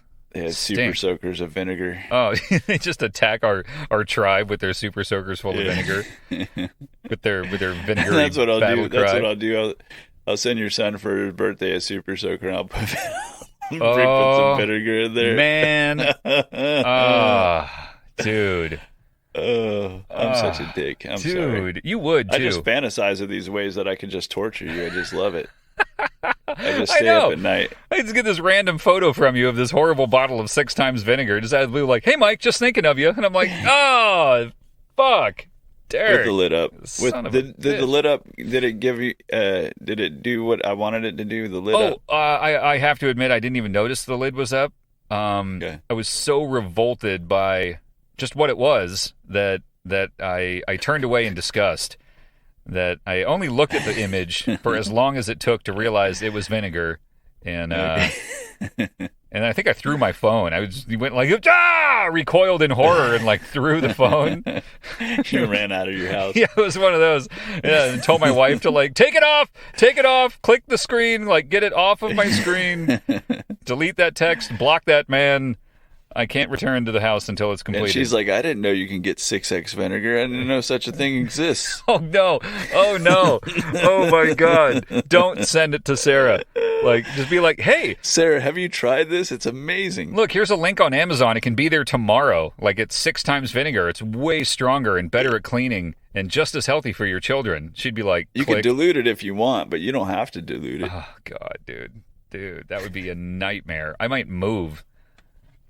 What is vinegar anyway? How's it made? It's Satan's Does it come from tears. Like a vinegar plant? No, dude. It's like hell in liquid form. It's well, what is it? What's it? How is it made? It's got to be made from something, right? No it's not idea. Just putrid water. I have no idea. And fuck the person that invented or discovered it. Like,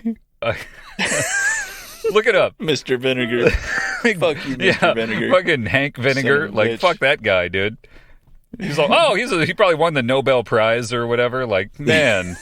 Take that shit back, dude. That guy's a horrible person. You're gonna get a time machine, go back there and kill him. Yeah. No, I won't kill him. I'll just go back in time enough to like prevent his mom from ever having sex with the dad so that he's just never created. I wouldn't murder a person, but I would prevent him from ever living. Sure. Yeah. Hey, speaking of that, how do you feel about abortion? Oh, dear. Wow. We were talking about from vinegar to abortion. Yeah. Oh, you're asking me seriously? I guess, yeah. I'm curious. Like, do you have thoughts? Do you have strong feelings on abortion? Oh, yeah. I mean, strong feelings. I don't know about strong. I mean, there's so many different aspects of it. Let me just put it this way, because a lot of people do have strong feelings and they're bang on one side of it. Now, for me, I don't really care if you get an abortion. I mean, I don't think that it's like a good thing. I don't think like, oh yeah, I got abortion. Like that's the other side of it. Like I don't think it should be like, I don't think it's generally a good thing. I think it's kind of like not good, but I'm not against somebody doing it. All right. So like you don't think we should, or you think we should maintain the constitutional right to abortion federally? Well, it's not it never was a constitutional right to have an abortion. That's not written in the Constitution. No. It was, it was like decided by the Supreme Court to protect abortion rights, to make, basically states had to make it available. I mean, the states certainly made it harder in some states, but they had to, by federal mandate, make it available. They couldn't outlaw abortion in a state, which now they can. Right. Which is not a constitutional right. It's a judgment based on the Constitution, and the Supreme Court is supposed to make all their judgments based on the Constitution. I gotcha. Okay. So from a purist standpoint, pushing it back down to the state level, to me, is the appropriate thing, even though I know it's very controversial. And like I said, I'm not here to tell you what to do with your body. Yeah. I'm not like saying, hey, you need to do that. You can't do that. Like, it's not my business, but I do think that ruling, I can see the reason for it. And, the other part of abortion that I don't like is what happens afterwards with the aborted babies. They sell the parts. Nothing is wasted. It's disgusting. They sell the parts. Well, like everything, but the lungs. Isn't some of that used for like stem cell and like actual like good, right? Or I mean, are they selling it to like fertilizer companies? But some of it's a lot of it's put in vaccines. It's put in vaccines, and there's other places that it's put too that I won't go into right now. But none of it gets wasted, and most of it's used for scientific experimentation, which I'm not for. I don't think that should be right. I think generally speaking, after that happens, it should be completely discarded. There should not be a secondary market for fetal parts. That's the part I am pretty vehemently against. I don't think that should be happening. I guess I see that differently. Like, I feel like, okay, the abortion's going to happen, and it's still going to happen, whether a state tells you can or whatever. It always has. To be able to make use of material for the betterment of society, assuming it is for the betterment of society, but for like scientific research to make things like, I think vaccines are generally a good thing. Treatments are a good thing. Stem cell research is a good thing. All that kind of stuff, I think, helps people, and it helps advance our learning or our knowledge or our ability to help people should they choose that treatment or not. I think if we have this material, we have this aborted baby material, I think it's a good thing to use it rather than discard it. Now, when you say it from that perspective, like, I get your point, right? But when there's a secondary market where they're making buku bucks on these aborted fetal tissues, then they actually encourage abortion because there's a market that needs to survive with these fetal parts. So there's actually, is that happening? It's become a big business. So these like, so these like, hey, we want to, turn your aborted baby's feet into lawn fertilizer companies, like encouraging people through messaging or advertising, or in some way they're encouraging people to get abortions, or are they just? I think it's much darker than that. And if I got into it, I don't think it's a conversation that's really ready to be had totally. But what I can say is that there is a cohort. I do believe that there is a cohort of people, and we're talking about cults. We've been talking about cults. There is a cohort of people that are very powerful that get off on this kind of stuff. They get off on murder and killing and reusing of parts, and it's another religion.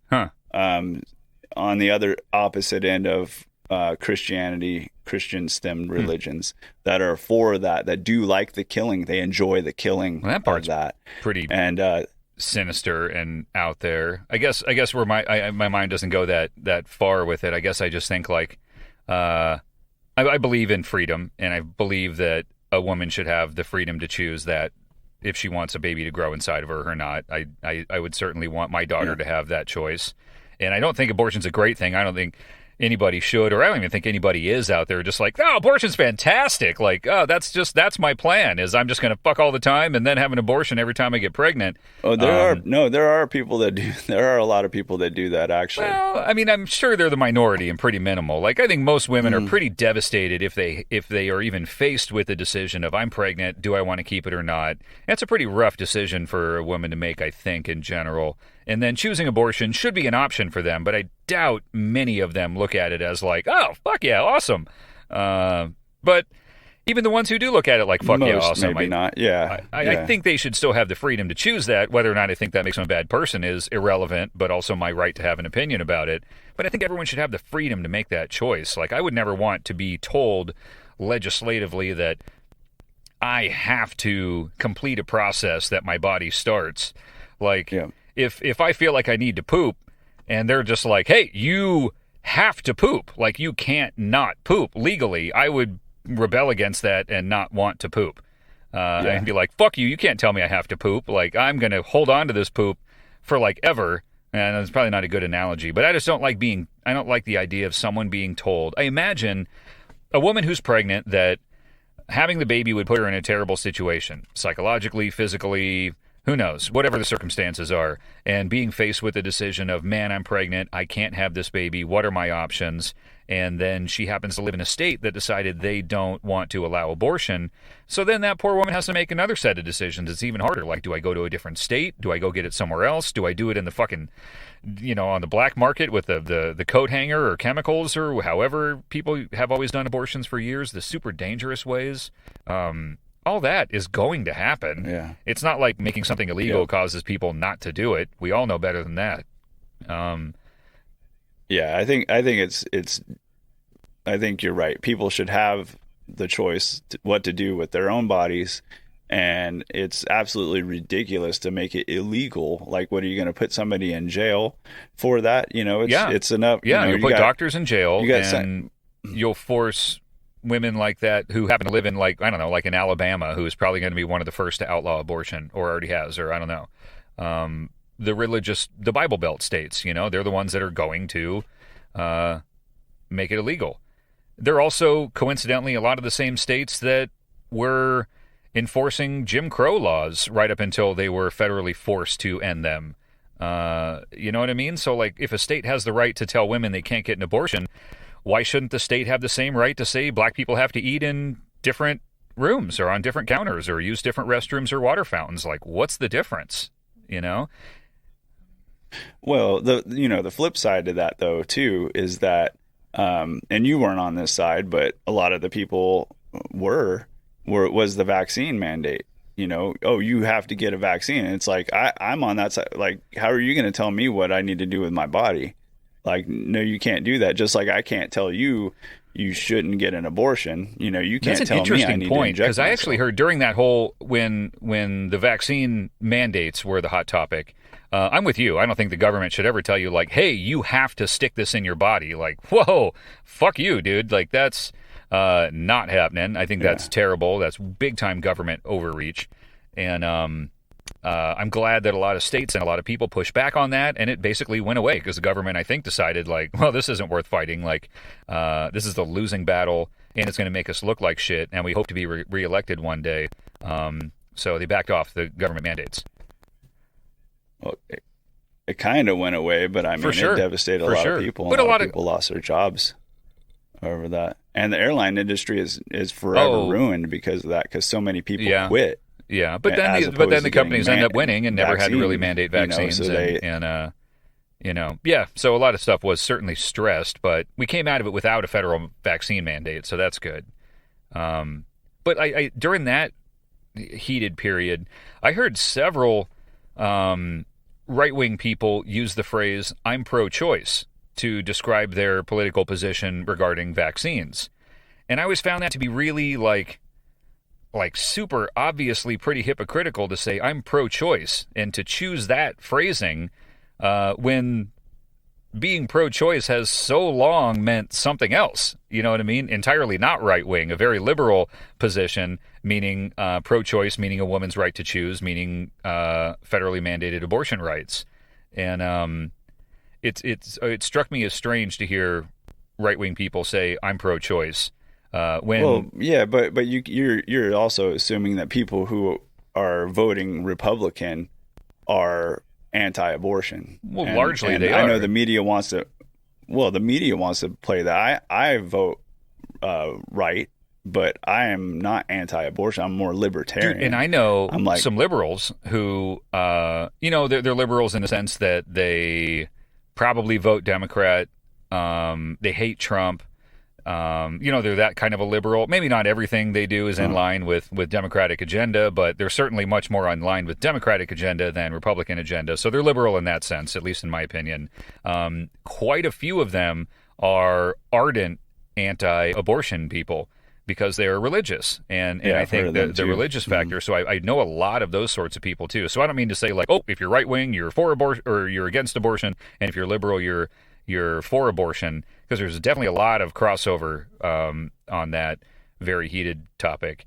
And I even know one lady who is very liberal, super into the COVID and vaccine mandates and all of the Democratic agenda as far as the pandemic went and all of that kind of stuff, fucking hated Trump and the whole thing. And then when the abortion thing started becoming a thing where it was like, hey, now the Republican majority Supreme Court may overturn Roe v. Wade, she was fucking all about it. And she was basically like, we need to keep them in power. And to the degree of now I'm going to be voting Trump purely on the basis of anti-abortion support. I was like, wow, it's that important to you, huh? That's crazy. Yeah, well, see, here's the thing is like the truth is not something that exists in one person. You know, the truth is like, what do those people think and what do those people think? And the fact is that there's a large cohort of people that do think that that's a baby. And personally, I don't know. I'm certainly not. I don't think it's great to have like later trimester abortions. I think the whole thing it sucks. But I'm not gonna sit here and say no, you can't do that. You know, it is something in their body. But the fact that there are people that do think that's a baby, like they are acting appropriate to them thinking. Well, there's that a strong that's a argument to baby. be made there. And, like I don't think I agree with that line of thinking, but it's a strong argument. I mean, it will be a baby. At what point does it become a baby? I mean, at some point, a fetus in utero becomes viable to where if the baby was taken out of the womb at that time, the baby would live. So it's a baby at that point, right? Like at what point does it become a baby? You know, these are all fucking very hard topics, and I don't have all the answers, dude. Well, and there's not a whole answer to it, and that's why, you know, it is more of a state issue. But you know, the illegal, I don't know. I mean, I don't see why it's a state issue. How could the situation be different in one state versus another? Like this seems to me something we need to agree on as a society. Maybe even like globally. I don't know how realistic that is, but as a country, certainly we should say, here's our stance on something as important as, you know, abortion acceptability. Like, I don't agree with that really, because I think decentralization is the right way to go for maintaining the balance of power. Centralization is actually a dangerous thing in the long run, I think, because power usurps centralization and it corrupts in centralization, but decentralization is safer for people's liberties in the long run. Mm-hmm. And I'm not saying that, you know, the abortion thing is definitely, I know that's such a hot button topic. And like I said, it's not on me to tell anybody what they should do with their body. It's, you know, but, you know, the fact there are people that see that as a human, and, you know, I can't really say, no, you can't see that as a human. You're not going to be able to change their mind that way. And that's how they're acting. And it reflects on how they act. And, you know, I don't know. There is no simple answer for this. No, it's tough because you can make the argument both ways to say like, well, it is a human. Okay, if it's a human, it has rights. All right, but is growing inside of another human that also has rights, whose rights prevail, and all of it's a fucking gnarly argument. But I think the sad reality is that sometimes it's necessary, and it's not our place to judge when that's necessary, and a certain amount of freedom has to be bestowed on the person whose decision it ultimately is. Whether or not you tell her it's legal or not, it's still her decision, what she's going to do, because that mom could do all sorts of things. She could go somewhere else and get it. She could get it illegally. She could jump off a fucking building and end both the lives. You know what I mean? Like, it's always up to her. And those are fucked decisions to make. And those women should be given all the freedom within an acceptable boundary and all the support and all of the understanding that something of that seriousness requires. You know, that's kind of where I land on it. And the few bad apples who use it as a tool or think lightly of it, like, I don't know, that's probably just inevitable in so many aspects of life. But the freedom is essential, I think. Yeah. Now, I will say I don't think the taxpayer money should be paying for it. I don't think it should be like funded by a taxpayer money. I mean, is it? Yeah, Well, women's services in general are subsidized, just like any male health services, but abortion itself is not. Is it not? I thought Planned Parenthood. And I think that's and I've never opened their books, but I think that's a big misunderstanding. Is that Planned Parenthood itself is government funded, but I think obviously a lot of other health services, some of which are unique to women, are subsidized by tax dollars, but everyone gets tax I think subsidized. Planned Parenthood is pretty heavily subsidized by the government. Well, I'm cool with it. Our tax dollars go to a lot of bullshit anyway. I think it's important for women to have that. And I think it's weird, too, like the standard response of, it seems weird for guys to be the ones deciding. And yeah, women play a role in government, but it is predominantly men who make these decisions. Yeah. And that part seems super weird, you know? Yeah, exactly. That's a very paternalistic thing that I would like to think our society has moved past, but we clearly haven't. You know, we're still a very paternalistic society. And I don't know, all that part just feels kind of gross. Yeah, no, that's so true. It's like, it's easy for a man to stand up and say, no, you can't do that. Oh, sorry, honey, you got to have that baby. Like, you got to stick it back in your pants, but I'd have sex with you in a heartbeat. Yeah. My official stance is stop being a whore, but call me later. You're pretty cute. Yeah. No, there's what are you doing later? A whole lot of that shit. Yeah, totally. Well, D, I got to run. This has been so much fucking fun, dude. I love doing this. I'm glad we got back together. I'm sorry it's been so long, but I'm really glad to have cranked out a fun show with you, man. Absolutely, bro. Absolutely, man. It's been great. Yeah. All right. Well, sweet. Yeah, so we'll get into another one next week. We'll figure out what day and all that. We'll try our best to be regular again and give everyone who cares about us an opportunity to count on us to be a little more regular than we have been lately. So thank you for everyone for sticking around, and it's a great time. We really appreciate you being here. Yeah, you'll get your fibrous intake of Derek and Mike now. Yeah. Our infusion of shopping for the right preschool and our opinions on killing babies. Yeah, so we're pretty well rounded. Yeah. All right, sweet, brother. Man. Love talking to you. Take it easy, too, man. All right, later, bro. All right, later. Bye. You've got fantastic calf muscles, and if you put a nice, delicious tomato tattoo on your calf, I think it would look good until you're well into your 90s. Hey, this is Mike. Thanks so much for joining us. We really, really do appreciate you, and we hope you're enjoying the show. Derek and I sure have a ton of fun doing it for you. If you'd like to support the show, that would be great. You could follow or subscribe to the podcast in your favorite podcast app. Also, if you want to like the show or leave a good review, that would be cool. Let us know we're doing a good job. We'd appreciate it. In most podcast apps, you can also click the little bell icon thing, and that means you'll get a notification on your phone every time we put out a new episode. So that's kind of cool. Also, if you want to reach out and say what's up, we'd love to hear from you. You can hit us up on Twitter at Derek and Mike Pod. We're also on Instagram as Derek and Mike, or you can go to our website, derekandmike.com. And if you want to go super old school and antisocial, you could even shoot us an email, info@derekandmike.com. Thanks again for listening. We really, really do appreciate you, and we look forward to talking to you again next time.